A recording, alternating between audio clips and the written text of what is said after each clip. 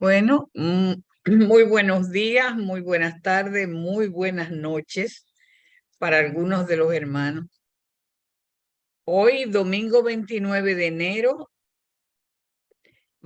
nos sentimos sumamente honrados con la presencia de nuestro hermano Tomás Carlos Barriga.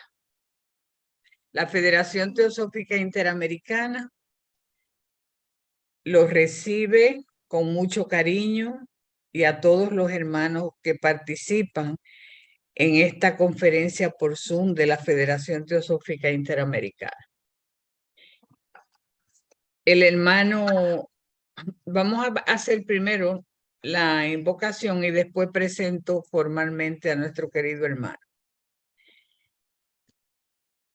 Adelante, Isaac, con la invocación. Gracias. Le pido a todos que cerremos unos instantes nuestros ojos y repitamos las frases que voy a mencionar después de que la diga cada una de ellas, tomando en cuenta el significado que tiene. Oh vida oculta que vibras en cada átomo. Oh luz oculta que brillas en cada criatura. Oh amor oculto que todo lo abarcas en la unidad. Que cada ser que se sienta uno contigo sepa que es uno con todos los demás. Así sea, y gracias. Magali. Gracias, Isaac. Continuamos con la presentación de nuestro querido hermano Tomás Carlos Barriga. El hermano Carlos tendrá una conferencia hoy que lleva por título El simbolismo del Bhagavad Gita y el desarrollo espiritual. Nuestro hermano Tomás Carlos Barriga es miembro de la Sociedad Teosófica de Perú desde el año 1996. Es un trabajador incansable y un estudioso también incansable, dispuesto a ayudar en cualquier momento a sus hermanos. Y hoy disfrutaremos de su conferencia y muy agradecido por haber aceptado esta invitación. Hermano, los micrófonos en este momento son suyos. Adelante, por favor. Gracias. Buenos días. Muchísimas gracias por la invitación, por permitirme hoy dirigirme a ustedes. Como se ha mencionado, el tema de hoy es el simbolismo del Bhagavad Gita, desarrollo espiritual que está inmerso pues, dentro de ese simbolismo, ¿no? Donde hay que conocen de los textos sagrados orientales y otras personas que han escuchado hablar pero no lo conocen tanto. Mi intención es poder hacer primero como una especie de narrativa que permite explicar el contexto en el cual se da el Bhagavad Gita, el contexto de la historia donde se encuentra ese texto, ese poema, y luego poder analizar el simbolismo, ¿no? Y sus significados. Quiero comenzar con algunas frases de la señora Annie Besant, quien acerca del Bhagavad Gita decía lo siguiente: entre las inestimables enseñanzas que es posible hallar en el gran poema hindú, el Mahabharata, no hay nada tan extraordinario y precioso como el canto del Señor. Igualmente, ella solía mencionar que la lección central del Bhagavad Gita es que no es preciso, para llevar una vida espiritual, que el hombre lleve una vida de anacoreta, de renunciante, que puede lograr asuntos mundanos, y no fuera, sino dentro de nosotros. Con este preámbulo, voy a empezar, por supuesto, con la historia, ¿no? Quiero hacer una parte breve de la historia mítica, porque es mitología, y luego poder establecer los significados y las interpretaciones. Comencemos entonces con la historia. El Mahabharata, el gran libro, el gran poema épico hindú, es una epopeya mitológica. Aproximadamente se piensa que fue escrita en el siglo IV antes de Cristo y se le atribuye al sabio Vyasa, ¿no? Escrita en sánscrito. Esta epopeya, esta historia, nos narra, pues, la permanente guerra y conflictos entre la gran familia, ¿no? La gran familia de nobles en la India, y especialmente de dos grupos dentro de ella, de dos clanes familiares, los Pandavas y los Kauravas. Se le atribuye a veces datos históricos al Mahabharata, es decir, que se basan en una historia real, por supuesto, convertida luego en mítica, y que narra hechos ocurridos aproximadamente entre el 3200 y 3100 a.C. El Mahabharata es un libro voluminoso, es 4 veces el tamaño de la Biblia cristiana, y pues contiene una serie de historias, de detalles, de dioses, de esta gran familia que les comentaba. Y el Mahabharata también se puede traducir, por supuesto, como la Gran India, ¿no? Ya que Bharata en hindi significa India. También podría traducirse como gran humanidad, o sea, grandes hombres o humanidad, ¿no? Pues bien, ese es este libro que no podemos detenernos a explicar, ni a detallar, ni a contar historias específicas, porque es enorme y está lleno de anécdotas y de cosas en realidad sorprendentes, extraordinarias, fantásticas, ¿no? Algunas muy claras de interpretar y otras muy oscuras de interpretar. El Bhagavad Gita es un pequeño poema dentro de un acto, de una pequeña situación dentro del Mahabharata. Pero si el Mahabharata es una joya, el Bhagavad Gita es la piedra preciosa de la joya.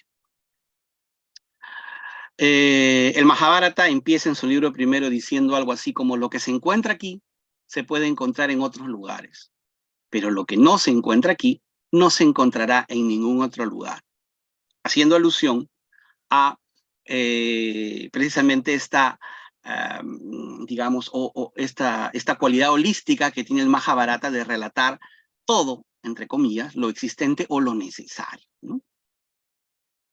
Pero bueno, centrémonos en el Bhagavad Gita y en el fragmento de historia dentro de esta gran historia que es el Mahabharata, para explicar de qué se trata. En el Mahabharata hay un gran reino, un reino donde vive la nobleza de la humanidad, el reino de Hastinapura. El primer rey, el gran rey Bharata, o rey humanidad, como quieran llamarle, tuvo pues muchos hijos y mucha descendencia. En un momento determinado, gobierna Hastinapura el rey Vichitravirya, que tiene 2 hijos, ¿no? Que de alguna manera son el centro fundamental de toda la historia de toda esta epopeya. Su hijo Pandu y su hijo Kuru. De ahí la idea de los hijos de Pandu se llaman Pandavas y los hijos de Kuru se llaman Kauravas, y es estas 2 familias las que entran en conflicto en todo el Mahabharata, o en la mayor parte de él. Pues bien, estos 2 hijos, estos 2 potenciales reyes o príncipes, ¿no?, tienen a su vez sus hijos, ¿cierto? El nombre de Kuru es Dhritarashtra, pero normalmente se le conoce como Kuru, ¿no? Pandu tiene 5 hijos, los Pandavas, los 5 Pandavas. Kuru tiene 100 hijos. Duryodhana, el mayor, y 99 hermanos más. Como digo, estoy contando solo la historia. Estos 5 hijos, los Pandavas, son los llamados por su nobleza, por su honestidad, por su pureza, por su valor, por su poder, por su fuerza, a ser los que gobiernan Hastinapura. Y los Kauravas, hijos de Dhritarashtra, que es además figurativamente un dios ciego, un rey ciego, o un príncipe ciego, tiene 100 hijos, ¿no? Y que dentro de la misma historia son caracterizados por ser, digamos, por tener ciertos vicios propios de la humanidad, ¿no es cierto? Ser aficionados a beber, ser malvados, crueles, abusivos. Entonces, en esta historia, los Pandavas representan el bien y los Kauravas representan el mal, el engaño, la mentira, la trampa. El rey Dhritarashtra, quien era el príncipe Dhritarashtra, se convierte en rey, ¿no? Se convierte en rey. Y por supuesto, al estar ciego, pues está preocupado por quiénes van a sucederlo, ¿no? Sucederlo en el trono, digamos así. Y son estas dos posibilidades. Por su fortaleza, por sus características, por sus cualidades, los Pandavas están llamados a gobernar. Pero, acá inserto un pequeño fragmento de la historia que puede sonarnos irracional, pero después va a tener un sentido. Curiosamente, estos 5 Pandavas, estos 5 seres nobles, ¿no? Candidatos al reino, están casados con una sola mujer. Los 5 están casados con una sola mujer. Por supuesto, hay una historia ahí detrás que se relata en el Mahabharata, pero ahora no viene al caso. La cosa es que uno de ellos se casa con ella, y la madre de ellos, a quienes ellos veneraban mucho, les dice, compartan todo entre hermanos, y bueno, resulta siendo la esposa de los 5, ¿no? Que es la famosa Draupadi, una mujer profundamente pura y devota de los dioses.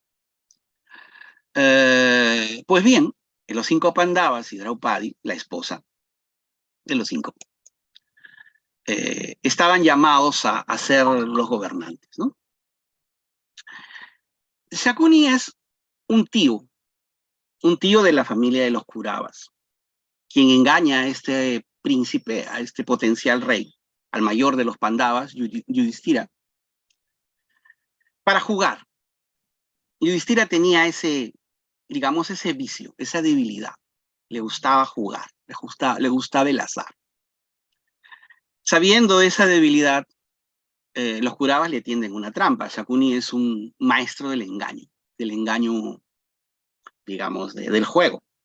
Y entonces invita a jugar a Yudhishthira. Primero apuesta un anillo, luego la corona, luego las joyas, luego los palacios. Y Yudhishthira, el príncipe de los Pandavas, va perdiendo 1 a 1 cada posesión. Pierde el reino. Pierde el derecho al reino por 12 años.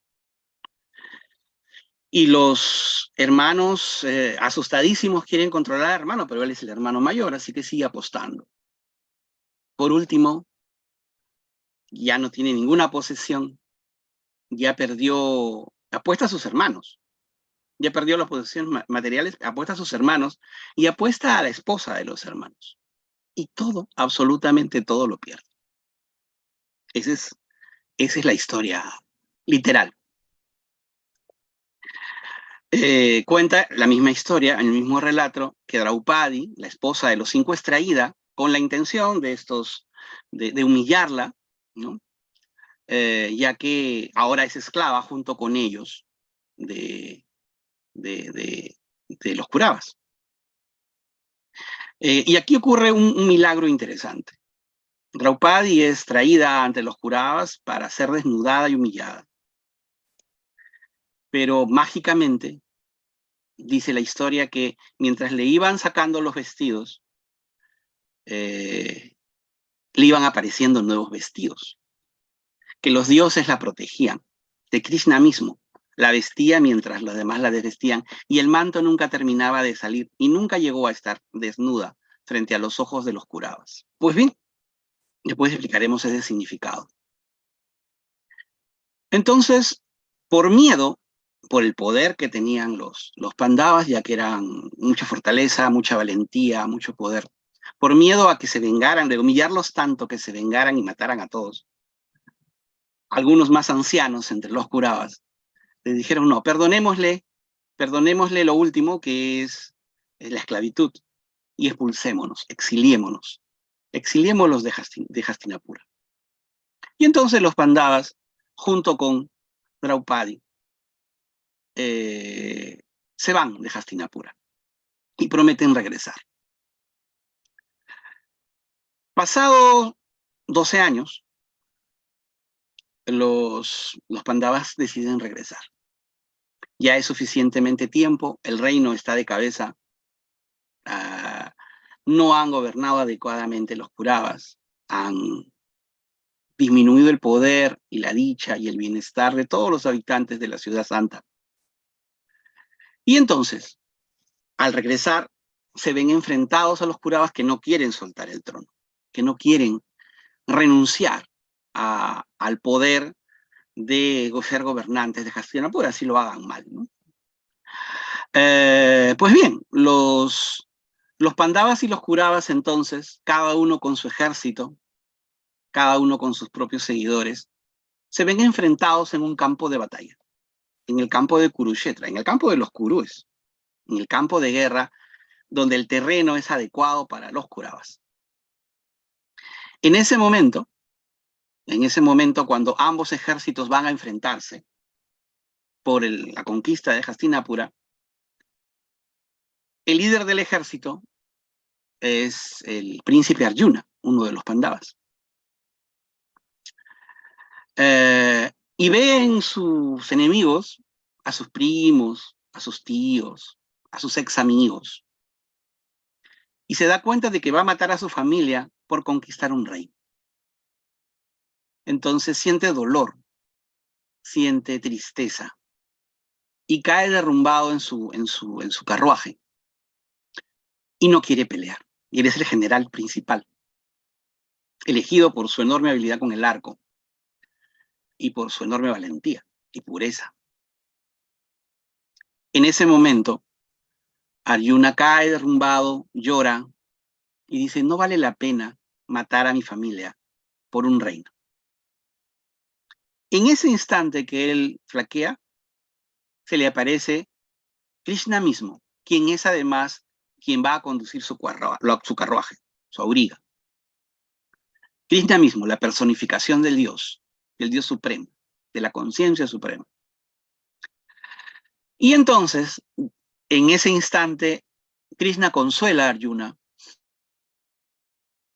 Nosotros conocemos como el Bhagavad Gita, con un poema donde le explica la realidad. En un breve texto donde le explica por qué tiene que pelear. Por qué tiene que, a pesar de que siente dolor de pelear, debe de pelear por la conquista de Hastinapura, ¿no? Entonces Krishna es el auriga el que va a conducir el carro de Arjuna, de este general que va a ser quien venza a los Kauravas, gracias a este discurso que da Dios mismo, la conciencia suprema, a este príncipe guerrero. La Bhagavad Gita surge en ese contexto. ¿Y de qué trata este Bhagavad Gita? ¿Y qué cosa es lo que le dice Krishna a Arjuna? Resumiéndolo enormemente, ¿no? Los puntos principales son los siguientes. El Bhagavad Gita está compuesto de 18 capítulos, ¿no? Y básicamente los primeros explican la duda, el miedo de Arjuna, y Krishna le explica que el ser humano real es inmortal, que no hay muerte, que la vida es eterna, que todos tenemos una eternidad interna, ¿no? Que es nuestro Atman, que en la vida cotidiana vivimos y morimos basados en una ley de justicia. Le explica la irrealidad del mundo, la ilusión de este universo manifestado. Le explica que el libre albedrío real no existe, que él tiene que cumplir con su deber. Le da una lección de karma y de dharma. Le dice que la fórmula de actuar correctamente es la renunciación al fruto de la acción. Le dice que debe disciplinar y moderar la mente para que esta mente logre conocer lo real. Entonces, en esos primeros 6 capítulos, él explica su existencia a Arjuna. En los capítulos del 7 al 12, le habla de Dios, de la divinidad. Le habla de Brahman, del uno omnisciente. Le habla de cómo el ser humano puede autorrealizarse y lograr esa unión con Brahman. Le habla de que la manifestación es mutable y que la verdad suprema no puede decirse, sino comprenderse de manera directa a través de la entrega a lo uno. Le habla de la iluminación, la unidad del devoto con la conciencia universal. Krishna le dice algo así como, con una parte de mí yo creo este universo, ¿no? Y esa omnisciencia, esa omnipotencia, omnipresencia de esta conciencia una, es todo, está en todo. Que el mal es una creación de la mente limitada. Algo parecido a lo que dice la voz del silencio, ¿no? La mente es el gran destructor de lo real. Y le habla de un método. A través de la meditación puede lograr conectarse con lo inmanifestado. Esa meditación en devoción conduce a Dios dentro de uno mismo, que es el Dios absoluto del universo. Todo esto lo podemos entender en un sentido religioso, por supuesto, ¿no? Pero no es la idea en este caso. Estoy explicando solo lo que literalmente dice el Bhagavad Gita como una historia de ficción, por decirlo de alguna manera. En los últimos 6 capítulos, del 13 al 18, Krishna le explica a Arjuna qué es la materia, cómo está compuesta, cuáles son sus cualidades. Le habla del yo individual y del yo universal y del yo supremo, incognoscible, que se encuentra más atrás, ¿no? Esto para quienes han leído la doctrina secreta, esto les parece muy familiar probablemente, ¿no? Le habla de la naturaleza divina y no divina que tenemos cada uno de los seres humanos, de nuestro lado luminoso, de nuestro lado oscuro, y de que debemos procurar la ausencia del yo, ¿no? Logrando perfección en la renunciación. Y que además no solo es algo que podemos hacer. El Bhagavad Gita termina diciendo que es algo que debemos hacer como humanidad. Termina el Bhagavad Gita con la frase de Krishna que le dice a Arjuna, habiéndote revelado plenamente la sabiduría, haz como quieras. Ahora que tienes el conocimiento, recién puedes decidir. Realmente tú recién tienes el libre albedrío para decidir lo que quieres hacer. Bien. Entonces, hasta aquí esa historia, ¿no? Aunque la historia, por supuesto, termina cuando, después del relato y después del poema, Arjuna pelea valientemente con su ejército, vence, por supuesto, a los Kauravas, los expulsa a los Kauravas del reino de Hastinapura, y los Pandavas se yerguen como reyes, y al morir ascienden al planeta celestial junto con los dioses. Y entonces, y ese es, digamos, completando después de Bhagavad Gita sobre esta historia lo que el Mahabharata dice. Hasta aquí la historia, ¿no? Si son, por supuesto, devotos, una historia que tiene profundos significados, o si no consideran esto religioso, pues una historia de ficción agradable, muy bonita de leer, ¿no? Interesante. Pero esta historia, el Bhagavad Gita, su riqueza, encierra precisamente un enorme simbolismo que puede ser entendido, al menos es lo que yo creo, especialmente gracias a la teosofía. Por supuesto que hay muchos estudiosos, no teósofos, que también interpretan el Bhagavad Gita y han interpretado el Bhagavad Gita orientalistas a lo largo de los últimos, no sé, cientos de años, 200 años probablemente. Pero las claves, digamos, para entenderlo se encuentran muchas veces en los esquemas que en teosofía solemos dibujar para explicarnos la naturaleza del ser humano o la naturaleza del cosmos que nos rodea, ¿no? Entonces quisiera ahora centrarme en el simbolismo. ¿Qué significa todo esto? desde el punto de vista de lo que nos interesaba en la conferencia, que es el desarrollo espiritual. Pues bien,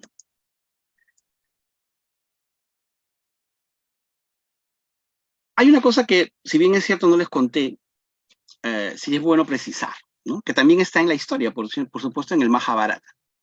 Siempre se habla y siempre se acostumbra a decir que los hijos de Pandava, pues los hijos de Pandú son los Pandavas y los hijos de Kuru, los Kuravas, y ellos son los que pelean en este asunto. Pero en realidad, Pandú no puede tener hijos. Tiene prohibido, por una maldición, en la historia del Mahabharata dice eso, él tiene prohibido tener relaciones sexuales porque si no va a morir. Entonces él jura abstinencia. Es un rey casto. Entonces, ¿cómo tiene hijos? Tiene 2 esposas. Pues las esposas usaron un mantra especial que les entregó un sabio para invocar a las deidades, invocar a los dioses de la India, para que ellas pudieran concebir. Y entonces, encantado Pandú de poder ser padre, escoge pues a los dioses, a quienes invocar con ese mantra, y que sus esposas queden embarazadas de los dioses, no de él. Entonces, Yudhishthira, el mayor de los Pandavas, fue hijo del dios de la muerte y la justicia. Bhima, el segundo de los Pandavas, fue hijo de Vayu, dios del viento, de ahí su fuerza. Arjuna, el tercero, fue hijo de Indra, el dios de dioses.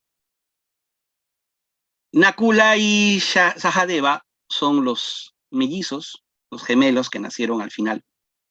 Y ambos son hijos de unos dioses gemelos, de los gemelos Ashvin, que son dioses de la medicina y de la ciencia.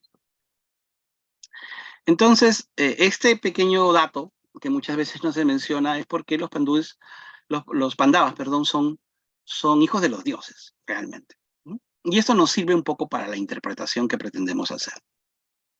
Bien, estos son los Pandavas, ¿no? Cada uno representa, dentro de sus características que se van relatando a lo largo de la historia, el mayor, que es Yudhishthira, representa la inteligencia.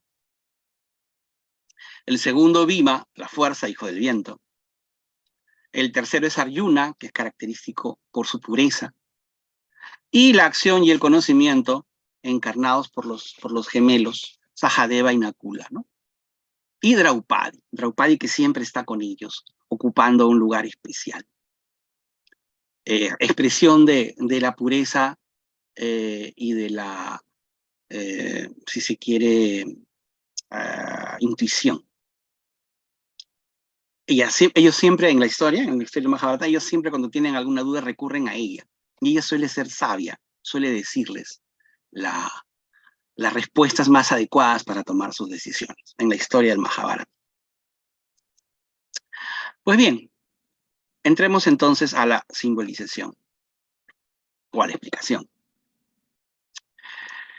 En este esquema, bastante conocido por los estudiantes de teosofía, donde aparece la tríada superior y el cuaternario abajo, presenta el man, ¿no? La voluntad divina, el contacto con la divinidad. En este caso, el mental superior, la pureza de la mente. Los otros 4 hermanos, Yudhishthira, Bhima, Nakula y Sahadeva, representan la esencia, los valores esenciales de cada uno de los 4 planos inferiores. Es decir, el primer subplano, ¿no? El plano más puro, el plano que es más claramente reflejo de lo superior. Y todos los demás subplanos representan a los Kuravas. Dicho de otra forma, ¿qué está representando la gran pelea entre Kuravas y Pandavas? La lucha de nuestros principios superiores, dentro de nosotros, frente a nuestros principios inferiores, también dentro de nosotros. Y entonces, como tenemos ambas cosas, como tenemos nuestra posibilidad de amar, también tenemos la posibilidad de odiar, y entonces ambos, Pandavas y Kuravas, se encuentran en nosotros, peleando una guerra.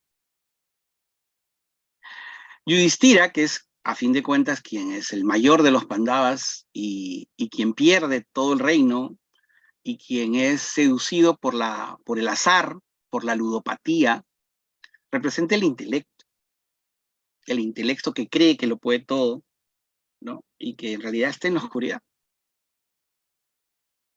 Bhima representa la fuerza del astral, ¿no? El corazón. Y los gemelos, Nakula y Sahadeva, pues son los gemelos, el físico y su doble, ¿no?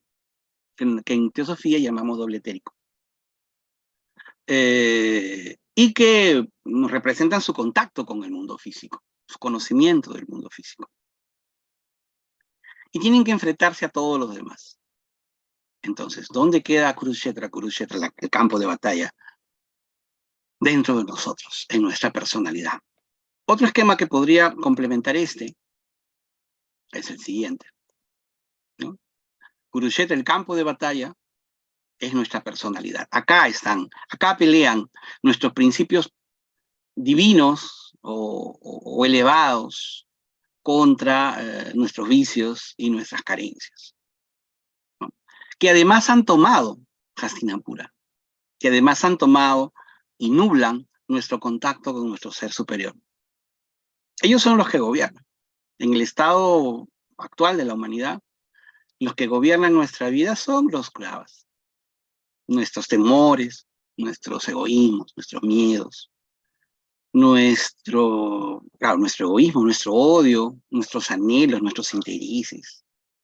Y muchas veces nuestras sociedades están organizadas para que sea eso lo que predomine, ¿no? Nuestros intereses particulares.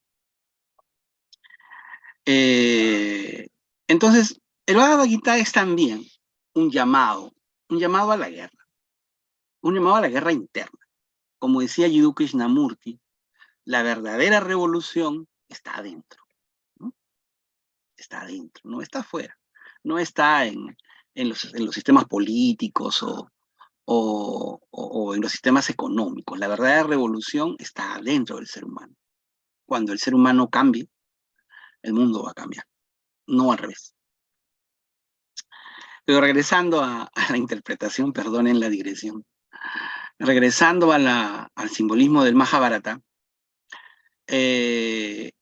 la ciudad que hay que conquistar es nuestra tierra superior, a través de la conciencia de Arjuna, a través de la mente pura que va a establecer contacto con Krishna, que representa la mónada, si quieren, Dios, nuestro principio divino, y que la idea pues es fomentar a través del estudio, a través de la devoción, a través de este manual que es el Bhagavad Gita, porque el Bhagavad Gita es un manual, a fin de cuentas, un manual de instrucciones, que así nomás no se encuentra en los textos sagrados, un manual de instrucciones a través del cual nosotros podemos acceder a una vida espiritual. Pues bien, entonces en este simbolismo del Mahabharata, el Bhagavad Gita adquiere una enorme importancia, porque como acabo de mencionar precisamente, es el manual. A ver, este manual está guiado por la conciencia universal, ¿no es cierto? Nuestro contacto con nuestro ser espiritual, que es quien conduce nuestros caballos, que es quien conduce nuestro carro. Entonces eso es interesante porque por más, y eso, por ejemplo, recuerdo que está también escrito en algunos textos teosóficos, nosotros no tenemos la capacidad, por lo menos en nuestro estado actual de evolución, de acceder directamente a lo espiritual sin una ayuda desde arriba. Sin una ayuda. De alguna manera la sociedad teosófica fue fundada para eso, para poder canalizar esa energía que, claro, suba, pero principalmente baje para poder ayudarnos a alcanzar esa espiritualidad, ¿no? Ese acceso.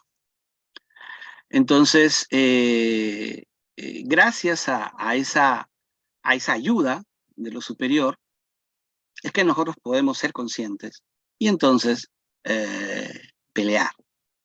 pelear figuradamente en el campo de batalla interno para ir venciendo aquello que no nos permite conquistar, ser dueños del reino de nosotros mismos. Puede parecer algo ilógico, por supuesto, de que no somos dueños de nosotros mismos, ¿no? La mente inferior, nuestra intelectualidad, suele ser pues muy egocéntrica, ¿no? Muy vanidosa.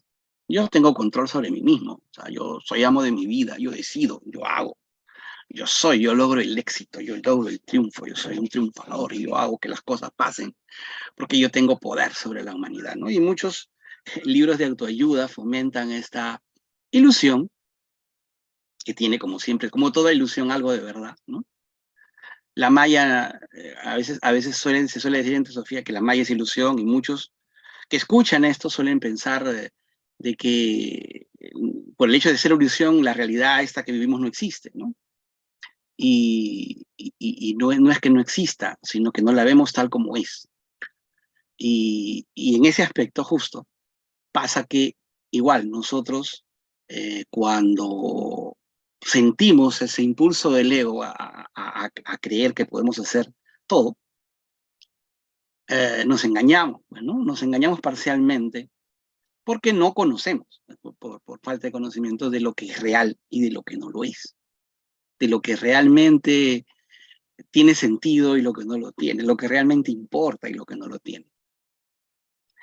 Los seres humanos solemos vivir en nuestro profundo interés por lo que nos rodea, por nuestra existencia material, lo cual es natural y normal, ¿no? Es lo que predomina, pues son los curabas los que tienen el poder, ¿no es cierto? Y lo que quieren es riqueza y bienestar físico y material.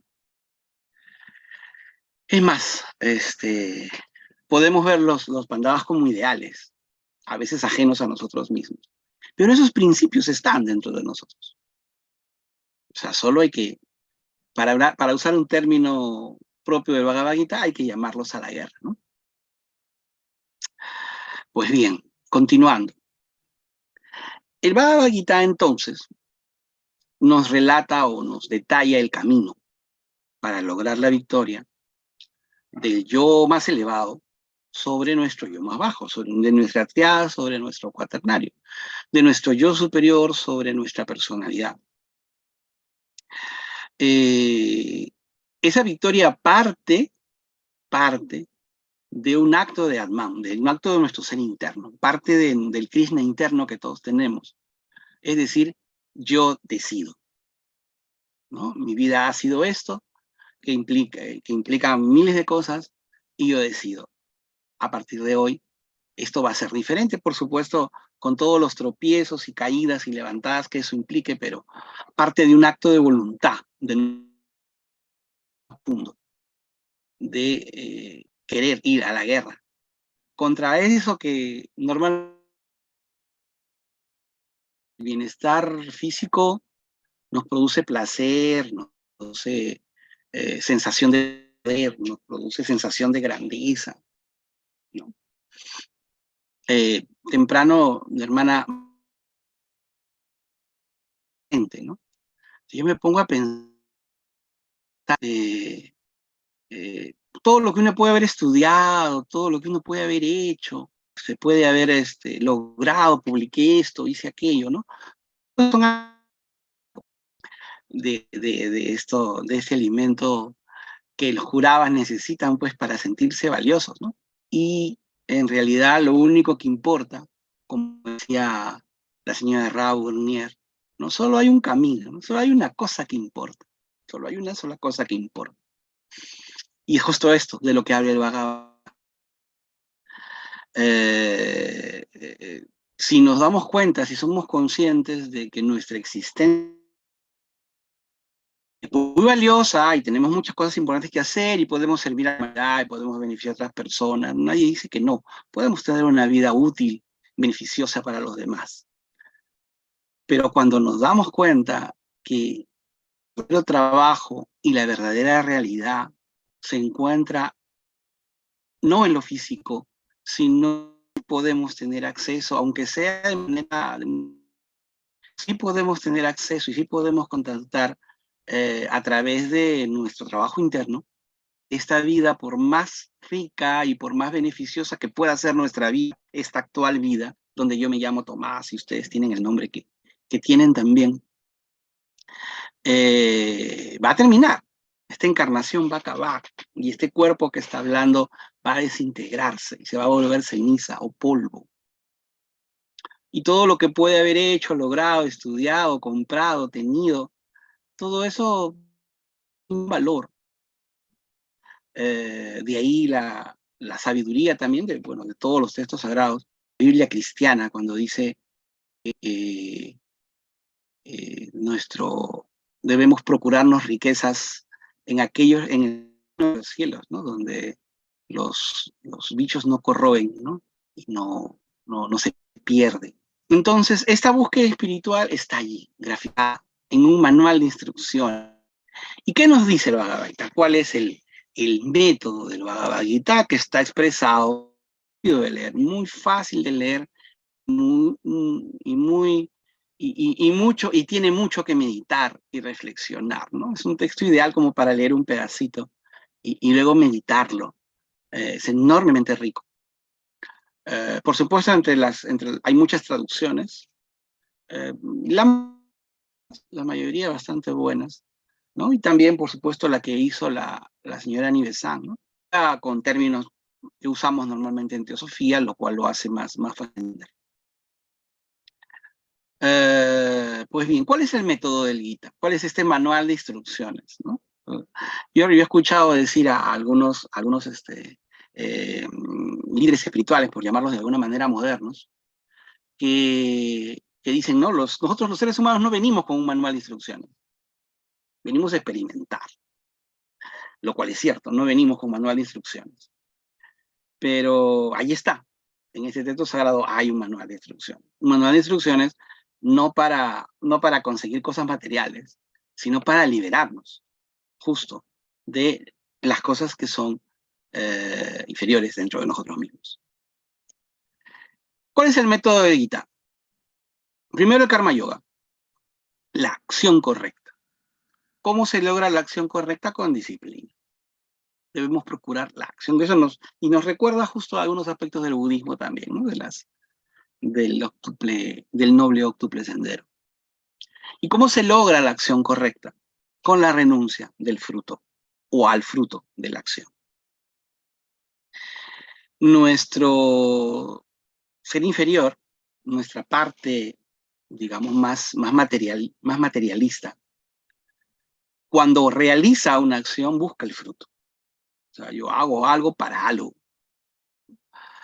Y es lo natural, además. O lo que consideramos natural. O sea, yo trabajo por dinero y si hago un favor, pues yo espero. Y si no lo busco, por lo menos lo espero que esa persona tenga algún tipo de agradecimiento conmigo, ¿no? En algún momento, de repente no se lo digo, pero lo pienso. Mira, esta persona me dice que no cuando yo lo he ayudado tantas veces, ¿no es cierto? O sea, hay desde maneras muy groseras, yo te doy y tú me das algo a cambio, hasta maneras muy sutiles en las cuales nuestra mente, ¿no? Nuestro yo, busca retribución por cada una de las acciones. Una de las cosas que a veces conversábamos acá en Perú, que lo conversábamos mucho en reuniones de logia, es lo que decía Jiddu Krishnamurti, ¿no? ¿Cuál es la verdadera razón que se esconde detrás de tu acción? Entonces, analizábamos cosas como una persona que da, no sé, una moneda o un billete a una persona que mendiga en la calle. Y analizar por qué lo está haciendo, ¿no? ¿Lo hace para ayudarlo? ¿Lo hace para que lo vean? ¿Lo hace para sentirse que es bueno? En cualquiera de esos casos, claro, la acción es buena. Estoy ayudando a alguien que lo necesita. Pero ¿cuál es la razón de mi acción? ¿Cuál es la causa? ¿Cuál es la motivación verdadera que se encuentra detrás de esa acción? Y claro, normalmente es porque es correcto y porque la gente vea que yo también soy correcto, que hago lo que hago bien, que soy bueno, por yo sentirme bien, porque nuestro ego necesita eso, sentir que es bueno, ¿no? Y entonces le doy ese billete a esa persona en la calle y digo, qué bueno que soy, ¿no? Yo debería el cielo, yo debería merecer el cielo, caramba, soy lo máximo.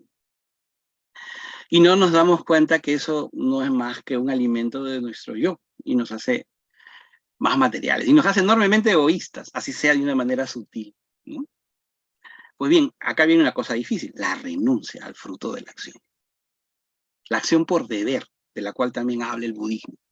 Lo hago porque tengo que hacerlo. Y no espero nada como retribución, ni siquiera mi bienestar psicológico. ¿Es difícil? No, no es difícil, es una guerra. De eso habla el Mahabharata y de eso habla el Bhagavad Gita. Es una guerra a muerte, una guerra sangrienta, entre partes de mí y partes de mí. ¿Qué más nos dice el método de Gita? Hay una segunda instrucción. Por supuesto, esto está detallado. Yo los invito a todos a leer con detenimiento y con actitud reflexiva el Bhagavad Gita, que es un libro maravilloso, que uno lo lee. Yo lo he leído, ya he perdido la cantidad de veces, de las veces que lo he podido leer o estudiar, y siempre uno parece que está leyendo un libro nuevo. Y eso no pasa, por supuesto, con muchos otros libros, no solamente con el Bhagavad Gita, ¿no? Bien, ¿cuál es el segundo nivel, la segunda etapa que debemos procurar en este desarrollo espiritual? Siguiendo la guía, siguiendo el manual de usuario del Bhagavad Gita. Cuando estemos entrenados o cuando nos estemos entrenando en la acción correcta, trabajando en la renuncia al fruto de la acción, simultáneamente a eso tenemos que buscar lo superior a través de la devoción. Acá podemos entenderlo cada uno en función de su propia valoración que le hace a la devoción, ¿no? Una persona religiosa, por ejemplo, devota en sus respectivas creencias, me dirá pues a través de la oración, y será válido, ¿no? Una persona no tan religiosa, tal vez a través de la meditación, a través del contacto con sus propias cualidades o actitudes internas. Pero en sí, ¿qué es lo importante, al margen del mito o de las creencias que se tengan? Que debe existir ese contacto con lo superior a través de un acto devocional. Si no pertenezco a ninguna religión o a ninguna fe determinada, dentro de la idea de la teosofía, de que tenemos un ser interno espiritual dentro de nosotros, un fragmento de Dios dentro de nosotros, independientemente de la creencia que tengamos y el nombre que le pongamos. Entonces, esa búsqueda se logra, ese contacto con lo superior se logra a través de un acto devocional, ¿no? A través de un acto de meditación y a través de algo muy concreto, que es la renuncia del yo. También que es algo muy difícil, esa es otra guerra, ¿no? Porque yo soy yo. ¿Cómo renuncio a lo que soy? ¿Cómo renuncio a mí mismo? Esto parte de nuevo, la pureza de Arjuna permite que la conciencia divina de Krishna entre en su cabeza, ¿no? ¿Cómo renuncio a lo que soy? Primero conocimiento, pues, ¿no? Conocimiento. Yo soy realmente lo que creo que soy. Yo soy realmente esto que se siente con nombre y con estudios y con trayectoria y con experiencias, ¿o soy algo más? Solemos estudiar en teosofía que esta vida de nuestra personalidad que tenemos, pues es perfectamente real y válida, pero que hay otra a la cual tenemos muy poco contacto y que es la real, la que trasciende a través de muchas vidas, la que es eterna, la que es perenne. ¿Y qué es lo que somos realmente? Convertirnos en lo que somos realmente, no en la ficción, ¿no? Cuando yo doy algunas clases en la universidad y cuando trato un poco de explicarles esta idea de que en realidad la vida nuestra es un aspecto de nuestra vida más grande y permanente a los jóvenes, sobre todo a los jóvenes, ellos entienden muy bien la metáfora del juego de video, pues, ¿no? Es decir, la vida es como un juego de video, como un juego de televisor, ¿no? Que ahora juegan pues los niños y los adolescentes con mucha frecuencia. Entonces, yo soy un personaje de un juego, pero yo no soy el jugador está detrás. ¿no? Y yo dentro del juego creo que soy consciente. Y logro cosas, y gano cosas, y me ganan, y me matan, y regreso a jugar de nuevo, y por ahí logro más cosas, y voy avanzando, ¿no? En un juego, cada vez que alguien juega, cualquier juego de video, cada vez que juega va llegando más lejos, va subiendo más niveles, porque va teniendo más experiencia de cómo avanzar en el juego. Y entonces en ese juego uno cree, cuando está metido en el personaje, digo, ¿qué es el personaje? Y que mata, y que muere, y que se esconde, y que logra. Pero esta conciencia divina que llega al guerrero, al que está jugando, al jugador, al personaje jugador, le hace darse cuenta de que hay un jugador detrás de él. Y dice, en realidad yo no soy este personaje de juego. Yo estoy detrás. Y entonces eso le permite conocerse a sí mismo. Y eso se logra a través de la renuncia a ser ese personaje de juego, de ese yo inferior, con el cual normalmente en nuestra vida cotidiana, cuando no estamos pensando en cosas espirituales, pues sentimos que somos nosotros mismos, ¿no? Hay mucho que reflexionar sobre esto, por supuesto, y mucho que decir, para decirlo en tan poco tiempo. Y el tercer y último paso que menciona el método del Gita, el manual de instrucciones, como a mí me gusta decirle, es el jnana, ¿no? El jnana yoga, es decir, el conocimiento, saber la realidad, mirar la realidad tal como es, ¿no? Correr el velo de Maya es mirar la realidad tal como es. Lo que vemos a nuestro alrededor es la realidad, pero no la vemos como es. Cuando podamos ver realmente, a través de Arjuna, a través de la mente superior, y no a través de la mente inferior, entonces podremos, con conocimiento y con conciencia y con ese libre albedrío que nos lleva solamente hacia un lugar, renunciar al mundo irreal, ¿no? Para aceptar y vivir en el mundo real. Guíame de lo irreal a lo real, como dice esa famosa oración a los maestros. Pues bien, había dicho 1 hora y más o menos voy en ese trámite. Para cerrar esta breve explicación e interpretación, limitada, por supuesto, de Bhagavad Gita, que da para estudio de muchos años, mencionar que el desarrollo espiritual del cual estamos hablando, en el sentido figurado, es la conquista de la ciudad sagrada, a través de nuestros principios superiores que venzan en una guerra fratricida a nuestros también principios inferiores, que están allí arraigados y nos han permitido llegar, no es que sean inservibles, nos han permitido llegar al nivel de evolución en el que estamos. Pero para poder acceder a la ciudad santa, a nuestro yo superior, ya no lo necesitamos. Hay que vencerlos además, porque no quieren irse. Esto, por supuesto, nos hace reflexionar sobre el sentido que pueda tener nuestra vida, ¿no? Hay teósofos de muchas edades, ¿no? Hay jóvenes teósofos de 90, de 80, de 70, de 20 también, de 30. Y para todos es igual, o sea, ¿qué sentido tiene mi vida? ¿Cómo le doy sentido a mi vida?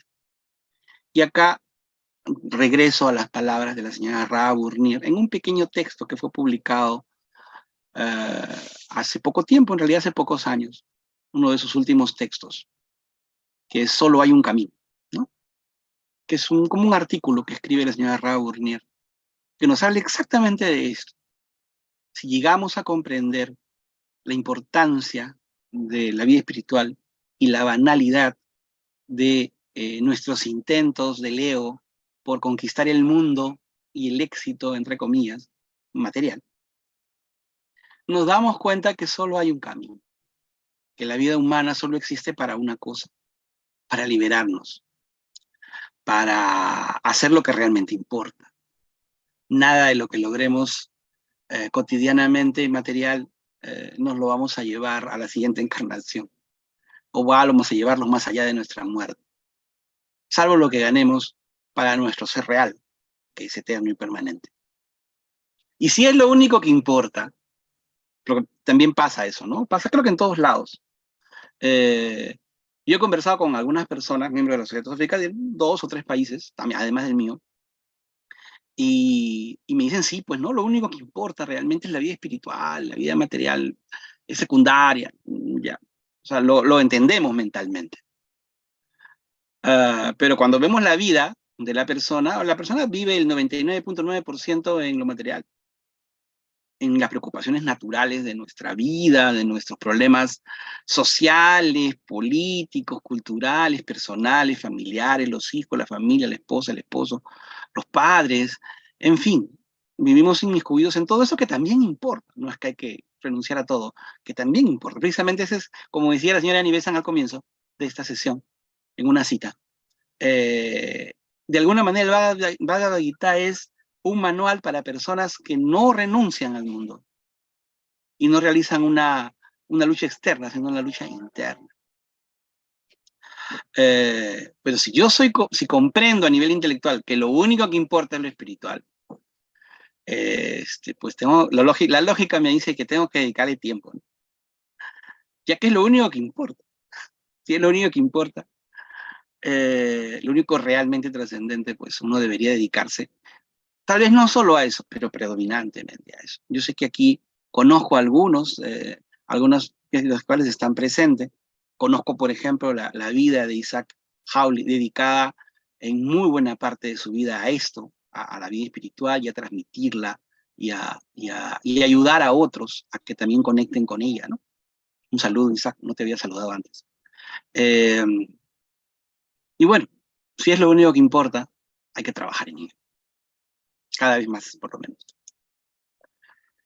Finalmente, diré entonces que el Bhagavad Gita es el camino de lograr la victoria del yo más elevado sobre el yo más bajo.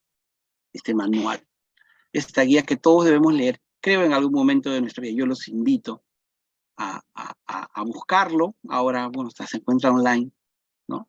Recomiendo la traducción de la señora Nivesan porque, digamos, utiliza para explicar términos teosóficos que los estudiantes de teosofía conocemos, pero en realidad casi todas las traducciones son bastante buenas, ¿no? Pero que requieren una clave para entenderlas. Y ahí la teosofía, pues, como decía la señora Blavatsky, la teosofía es la llave, ¿no? Para mi vida, la teosofía ha sido siempre la llave que me da las explicaciones, ¿no? El filtro, el método que me permite entender muchas cosas que de otra manera no podría. Bien, hermanos, yo les agradezco mucho la atención durante esta hora y si hubiera algún comentario o pregunta, estoy llano a poder conversar, ¿no? Conversar sobre este tema que a mí me interesa mucho y que siempre me ha interesado y que por supuesto espero que a ustedes también les haya interesado.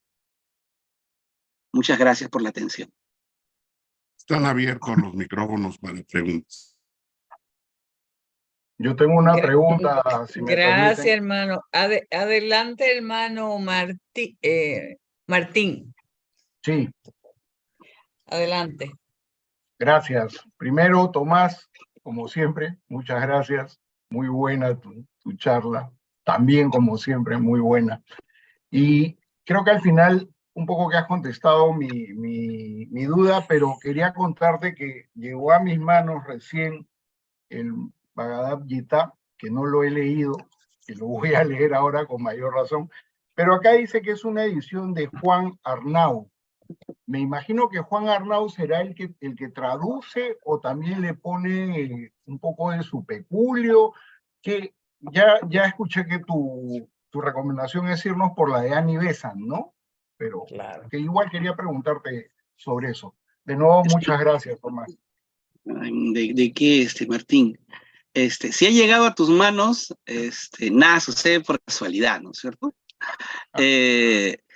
Y sí, sí he visto la traducción de Arnau, es buena, no hay problema. No vas a tener las explicaciones o algunas anotaciones que la señora Nivesan hace y que a veces nos permite entender mejor el tema, pero está bien, o sea, léela y después la comparas con la otra y por ahí está virtual, por ahí en la biblioteca de la Sociedad Teosófica también está, la versión de Annie Besant en virtual, en PDF, te la podemos pasar, Martín. Genial. Para que nos compares. Gracias, hermano. Digo, primero que nada, agradecerles a ustedes por el esfuerzo que hacen para hacer llegar a nosotros estas charlas. Y luego felicitar al expositor porque me pareció clarísima y muy bella su interpretación del Bhagavad Gita. Y también para preguntarle, porque yo tengo la edición de Paramahansa Yogananda, ¿qué opina él sobre esta traducción y comentarios de esta edición que yo tengo? Gracias. Gracias también por el comentario. Yo pienso, la versión que tengan, como digo, casi todas son traducciones, lo bueno es que han sido traducciones muy revisadas por muchos años, porque es un libro muy antiguo, que se traduce pues desde hace tranquilamente 200 años, ¿no? Al inglés y a otros idiomas. Entonces son traducciones muy revisadas, y son, la mayoría de ellas, casi todas en realidad, el de Yogananda también, buenas traducciones. ¿En dónde está la diferencia? ¿No? Por ejemplo, hay una traducción muy buena que poca gente recomienda, pero que yo la he visto y como traducción es muy buena, que es la de Bhaktivedanta Swami Prabhupada, ¿no? Prabhupada. ¿El asunto cuál es? Que él pone el Bhagavad Gita y a cada línea le hace un comentario desde su propia óptica religiosa. Entonces Yogananda hace lo mismo, o sea, desde sus propias interpretaciones y desde su propia visión espiritual, ¿no?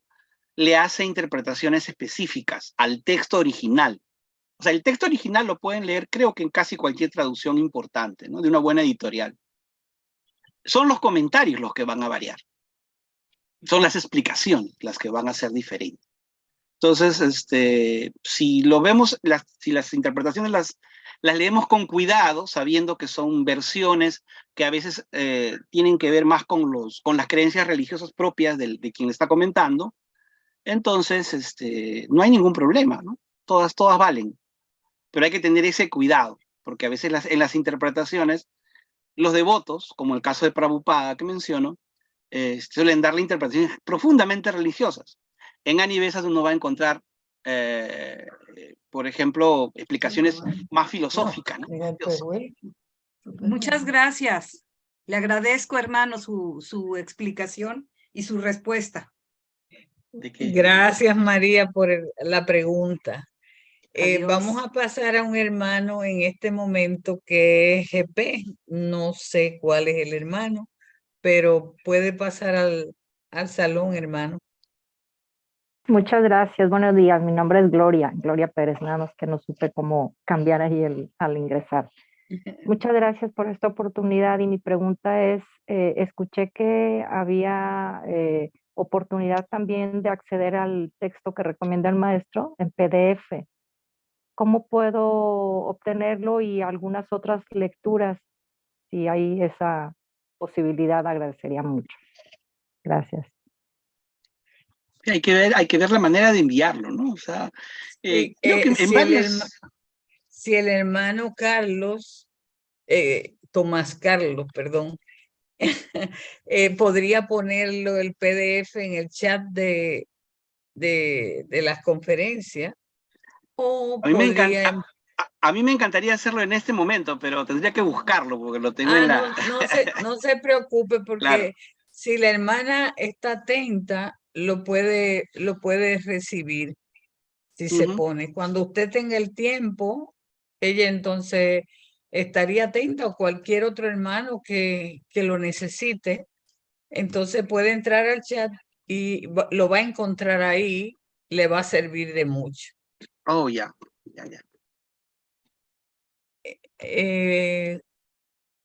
Gloria, ¿esa era su pregunta? Sí, gracias. Yo solo me entero de estas charlas por la página de Facebook del maestro Isaac. Es como me entero, no sé de qué otra manera podría yo acceder a las lecturas. Gracias. Pero si usted entró bueno, vamos a tratar de ver cómo el hermano Jesús, que cariñosamente le decimos Chu, le pedimos al hermano Tomás Carlos que por favor se le envíe al hermano Chu y el hermano Jesús va a tratar de mandárselo. No se preocupe, vamos a hacer lo indecible para ver si la podemos ayudar. Mil gracias. Vamos a ver lo que podemos hacer por usted. Bueno, al hermano Jesús Carlos que no tenga mucha prisa, sino se lo mande al hermano Chu cariñosamente, como le decimos. Pero no se preocupe, que vamos a hacer lo que podamos para que usted lo tenga. Gracias. Ya lo encontré, en este momento lo voy a poner en el chat, ¿ya? Ok, ya lo puede usted ver. Si Perdón, ve el chat, yo también lo encontré y lo acabo de subir, Tomás, por si acaso. Ah, ya, perfecto. Sí. Gracias. Ya está ahí. Pues, Gloria, pues ahí ya entonces lo puedes ver después de haberse retirado la charla, puedes abrir el chat y puedes encontrar el libro. Bueno, pues pasemos entonces al hermano Rafael Enrique. Por favor. Gracias. Buenos días, buenas tardes, buenas noches a todos. Gracias, hermano Tomás, por esta excelente plática. Tengo una pregunta entre el gráfico que pusiste de la triada y el cuaternario. Hay un personaje como Bhima. Recuerdo haber leído algo así de la señora Nivesan, que es al último declarado como el señor del Dharma, porque siempre cumplió con esa función de llevarnos a lo superior. No sé qué nos puedes decir al respecto. Sí, Bhima es el segundo de los hermanos, ¿no? Tiene como característica la fuerza y es hijo del dios del viento en la mitología dentro del Mahabharata. En la explicación teosófica representa el mundo astral, el plano astral, que es la fuerza, a fin de cuentas, que mueve, pero que es el contacto con Buddhi, es decir, con nuestro ser espiritual, ¿no? O sea, en la pureza del plano astral, en su plano más elevado, es justo el contacto con nuestro ser superior, y es por eso que normalmente se le considera a Bhima como el contacto con nuestro ser espiritual, ¿no es cierto? Quien a fin de cuentas nos permite el real contacto con Buddhi. Quien explica esto, si bien es cierto no menciona a Bhima, pero quien lo explica bien bonito, es el señor Taimni. Taimni, no tengo acá el dibujo, pero él hace un triángulo hacia arriba enfocado con un triángulo hacia abajo, ¿no? En el conocimiento o renovación de sí mismo, él explica que la manera como llegar, por ejemplo, cómo trabajar nuestra voluntad, nuestra Atma, es a través de nuestra voluntad física, ¿no? Cosa correspondiendo a la punta del triángulo hacia abajo con la punta del triángulo hacia arriba. Que trabajamos, ¿cómo llegamos hasta Buddhi? A través de nuestro trabajo en el plano astral, en la pureza de nuestro plano astral. Entonces, Bhima representa eso, nuestro contacto con lo superior a través de lo astral, ¿no? De lo emocional puro, digamos, por decirlo de alguna manera. No sé si contesto, pero eso es lo que podría comentar de su pregunta, hermano. Sí, no, muy bien, gracias, Tomás. Gracias. Gracias, hermano Rafa, y gracias, Tomás. Adelante, hermana. No puedo ver el nombre, que no sé dónde. Genar Tatón. Ok, adelante, hermana. Su micrófono está apagado. Y buenas tardes, y agradezco mucho esta charla tan clara.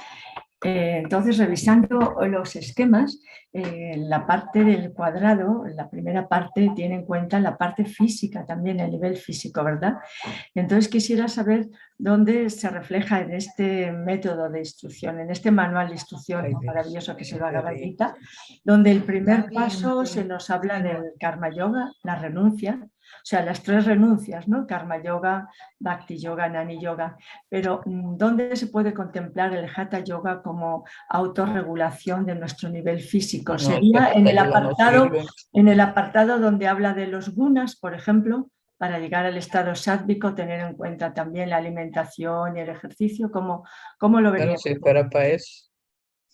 Ok, la pregunta es bien interesante, ¿no? A ver, me voy a ir a una pizarrita, ¿ya?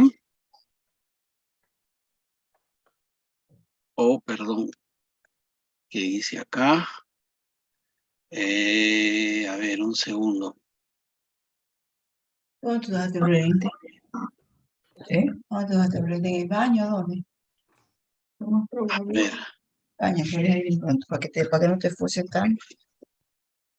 no puedo acceder a la pizarra del propio Zoom. Pero bueno, contestando la pregunta, ¿no? El Bhagavad Gita no toca el tema del desarrollo físico energético, que es el tema central del Hatha, ¿no? El Hatha en realidad es un sistema de yoga preparatorio para que nuestro cuerpo sea lo suficientemente armonioso junto con nuestra alimentación, por ejemplo, vegetariana, en fin, con alimentos sádicos, para que el cuerpo pueda tener, digamos, el guerrero, Arjuna, pueda estar suficientemente preparado para enfrentar esa misión, ¿no? Pero el Bhagavad Gita no toca el tema del Hatha. Es cuando ya debes haber escuchado, hermana, esa famosa frase de cuando el discípulo está preparado, el maestro llega, ¿no? El maestro llega cuando el discípulo está preparado, no antes. El Hatha es preparatorio. Nos permite estar listos para el momento en que la simbolización de Krishna, ¿no?, llegue a través de nuestra mente y nos muestre la verdad. Por supuesto es muy bueno, ¿no? Toda práctica que nos ayude a ser mejores es útil y valiosa. Pero es lo que podría comentar, específicamente el Bhagavad Gita, que es el tema de ahora, ¿no? O sea, todo eso está en lo preparatorio, es antes. De repente es lo primero que tenemos que hacer, no lo sé, pero el Bhagavad Gita no entra de ahí, o sea, entra un poquito más arriba, ¿no? Cuando ya estamos preparados para escuchar las palabras de Krishna. Gracias, hermano. Y gracias, hermana, por la Muchas pregunta, gracias. que es Muchas bien gracias. interesante. Es bien interesante la pregunta en este momento donde las personas están trabajando mucho el Hatha, ¿no? ¿Verdad? Y deben tener el conocimiento de verdaderamente esa parte del yoga, que es esa unión con lo supremo. Vamos a agradecer las preguntas que hizo la hermana y vamos a darle la oportunidad ahora al hermano que está con la mano, Stefan, creo que es Father, creo que es. Perdón, pase al salón, hermano. Es que no Gracias, tenía hermano. espejuelo. Buenas tardes, hermano Tomás Carlos. Sí, mi cuestionamiento es el siguiente. Estaba yo leyendo la versión de William George de Apuntes sobre el Bhagavad Gita y él hacía en referencia a lo que dice Krishna, ¿no? Hay una vía que es superior a la otra. Es superior el karma yoga, o sea, la acción, la recta acción, a la renunciación. Entonces, la interpretación que da William Job de esto, para él esto es así porque la verdadera renuncia no se da en las primeras vidas, sino que tienen que haber acontecido una serie de vidas de renunciación para que acontezca la verdadera renuncia, la renuncia del corazón.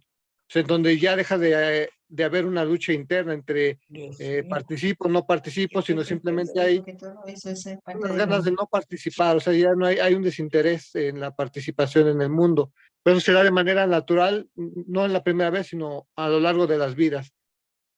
Entonces, con tu conocimiento sobre cómo funciona esto a nivel de los cuerpos, que yo he visto de ti una magnífica interpretación, quería pedirte, no sé, alguna luz, alguna intuición sobre cómo esto podría estar trabajando bajo la óptica de los cuerpos en esta interpretación de William Judge, Ya. según la cual puede haber el candidato al renunciante puede hacer como una negociación con el alma, o sea, puede decirle, yo siento tantas inclinaciones, tengo muchas inclinaciones, pero negocio contigo para irme desapegando. ¿Eso cómo funcionaría a nivel de los cuerpos? No sé si nos podrías ayudar. Ok, hermano, gracias. Gracias por la pregunta. Josh es un tipo muy interesante, ¿no? Porque se dedicó también a estudiar mucho esto de la teosofía y tiene trabajos bien interesantes. Específicamente en tu pregunta. Annie Besant era sanskritista y eso le posibilitaba tratar de llegar a las digamos, traducciones o interpretaciones de las traducciones, creo, que es solo una opinión, más adecuada, ¿no? Ahora, Josh, en estos comentarios, lo que dice también es claro, es verdad, es interesante. A ver, no hay varios caminos. Puedo decir lo que yo interpreto. Claro. No hay varios caminos. No hay varios caminos. Hay un solo camino. El problema es que, como nuestra evolución es progresiva, no todos los caminos son aptos para uno en el momento de evolución en el que se encuentra. Entonces, si yo soy una persona muy materialista, que valora solamente lo que tiene valor físico, valor material, yo no puedo ser un renunciante, pues es imposible, ¿no? Me dice de renuncia y para ser un renunciante tendría que renunciar a lo que soy, a lo único que tengo. Para poder ser un renunciante, como bien mencionas, y Josh decía eso, pues tiene que pasar un proceso largo, ¿no? Tiene que pasar un proceso largo de evolución del ser real, donde progresivamente se vaya desapegando de todas aquellas cosas que lo atan a sus aspectos inferiores. Entonces, claro, cuando está preparado, la renunciación es posible. El Bhagavad Gita es un texto escrito para el que ya está preparado.